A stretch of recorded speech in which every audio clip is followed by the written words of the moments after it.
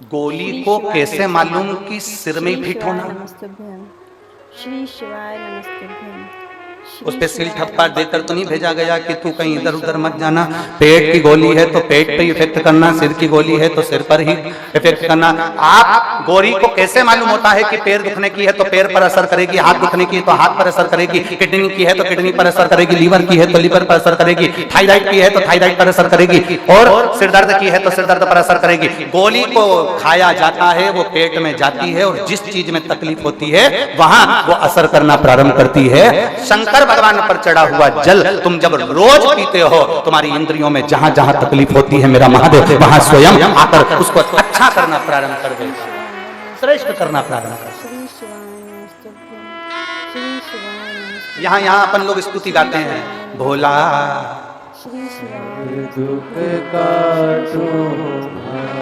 इस स्तुति में हमने कभी ये नहीं कहा कि बाबा मेरा सिर दुख रहा, कि पांव दुख रहा, कि हाथ दुख रहा। हमने एक ही बात कही, भोला सब दुख काटो ओ भोला सब दुख काटो। शिव शंकर जपो तेरी माला, भोले बाबा जपो तेरी माला, भोला सब दुख काटो ओ भोला सब दुख काटो। हमने स्तुति में गाया, बाबा मेरा सब दुख काट दीजिए, बाबा मेरी सब तकलीफें काट दीजिए। एक दुख नहीं जिंदगी में, ना जाने कितने दुख हैं, कितने दुख,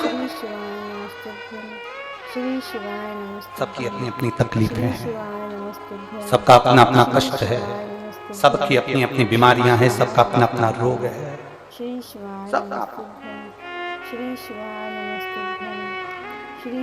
चंद्रदेव को रोग हुआ काया का, काया टपक टपक कर गिरने लगी, चंद्र की आंखों में आंसू भर गया। मेरा काया का रोग कौन मिटाया? श्री शिवाय नमस्तुभ्यं। श्री शिवाय नमस्तुभ्यं। कौन?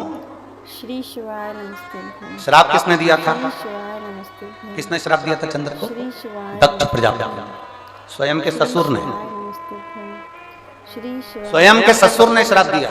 श्री शिवाय नमस्तुभ्यं। श्री शिवाय नमस्तुभ्यं। श्री शिवाय नमस्तुभ्यं। काया का रोग मिटा। श्री शिवाय नमस्तुभ्यं। अब श्री शिवाय नमस्तुभ्यं। इसको मिटाएगा तो मिटाएगा कौन? श्री शिवाय नमस्तुभ्यं। कौन मिटाएगा? श्री शिवाय नमस्तुभ्यं। कौन मिटा सकता श्री है? शिवाय नमस्तुभ्यं। श्री शिवाय नमस्तुभ्यं। चंद्र के मन में खलबली उत्पन्न होने लगी, श्री शिवाय नमस्तुभ्यं। श्री शिवाय रोने लगा चंद्र। श्री शिवाय नमस्तुभ्यं। श्री शिवाय कौन मेरे दुख को मिटा सकता है? श्री शिवाय चंद्र की आंख में आंसू भर गए, रो रहा, नमस्तुभ्यं। श्री शिवाय नमस्तुभ्यं। रो रहा। शिवाय नमस्तुभ्यं। और बहुत ध्यान देने वाला विषय है, शिवाय नमस्तुभ्यं। जब चंद्र रो रहा है, चंद्र की आंखों में जल भर गया कि मेरे शरीर में ये रोग पड़ गया, चंद्र भगवान नारायण के पास में जाकर विनय करे कि मेरे शरीर में ये रोग पड़ गया है, चंद्र ब्रह्मा जी के पास जाकर निवेदन करे कि मेरे शरीर में ये रोग पड़ गया है, चंद्र ने कई देवताओं के पास में जाकर निवेदन करा कि मुझे ये रोग पड़ गया है, ये रोग का निवारण कैसे हो सकता है? श्री शिवाय नमस्तुभ्यं। श्री शिवाय इस रोग का निवारण कैसे? श्री शिवाय इस रोग से मुक्ति कैसे? श्री शिवाय नमस्तुभ्यं। श्री शिवाय नमस्तुभ्यं। श्री शिवाय कोई ने कह दिया, चंद्रदेव को कई लोग मिले, चंद्रदेव से कहा तुम ये कर लीजिए, ऐसा करने पर तुम्हें फल की प्राप्ति हो जाएगी। श्री शिवाय नमस्तुभ्यं। श्री शिवाय एक शीतल आरती होती है, श्री शिवाय नमस्तुभ्यं। मेरी जीजियों बड़े सावधानी से सुनिएगा, एक शीतल आरती होती है।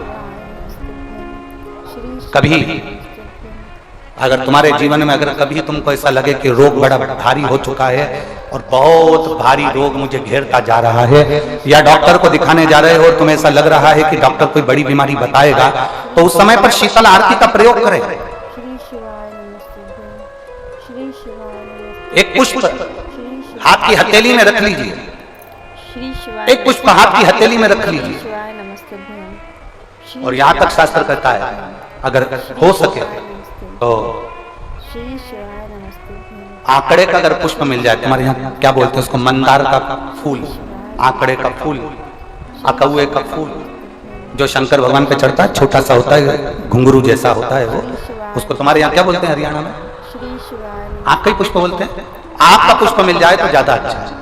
अब उसमें चाहे सफेद हो, चाहे नीला हो, चाहे गुलाबी हो, जैसा भी हो, हाथ में रखने के बाद हाथ में एक लोटा जल, भगवान शंकर के शिवालय में जब आप प्रवेश करें, और प्रवेश करते समय भगवान के सम्मुख में, जब भगवान शंकर के साक्षी में जब पहुंचे, आपके सामने पूजन में कोई भी सामग्री नहीं है, आपके पास में न दिया है, ना बाती है, ना गर्भवती है, ना चंदन है, ना कपूर है, ना कोई सामग्री है, केवल एक आंख का पुष्प और एक लोटा जल आपके पास में है। शिवालय में पहुंचकर शीतल आरती का प्रयोग करो। 11 बार भगवान शंकर के 11 रुद्रों का स्मरण कर कर जब 11 बार शंकर के शिवलिंग के ऊपर से नीचे तक वो कलश को जब घुमाया जाता है, और घुमाने के बाद आंख का जो पुष्प है वो अशोक सुंदरी वाली जगह पर समर्पित कर कर भगवान शंकर को जो जल चढ़ाया जाता है, जो जल समर्पित किया जाता है, डॉक्टर भले तुमसे कह रहा हो कि तुम्हें बड़ी बीमारी के चांस हैं, आप जाकर एक बार चेक कराना, तुम्हें वो बड़ी बीमारी निकलेगी ही नहीं, उस रोग से तुम मुक्त हो। इसको शीतल आरती का प्रयोग किया गया। ये शीतल आरती, श्री शिवाय नमस्ते। इसको शीतल आरती कहा। शिवाय नमस्ते। शिव की प्राप्ति का, एक रोग से मुक्त होने का। अब आपसे कोई कहे कि ये शीतल आरती का प्रयोग सबसे पहले किसने करा, तो आपको ध्यान लगाना है इस प्रयोग को, सोमनाथ जी की कथा का स्मरण करिएगा, सोमेश्वर की कथा का स्मरण करिएगा।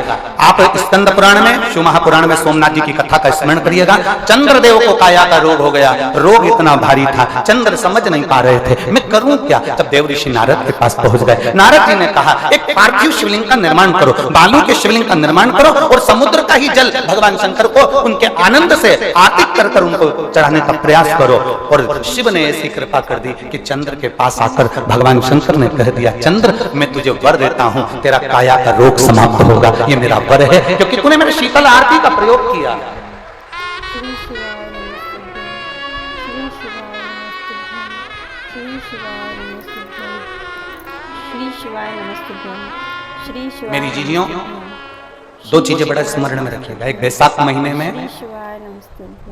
मट्टी के पात्र का जल, श्री शिवाय नमस्ते। अभी अभी क्या चल रहा है, नमस्ते।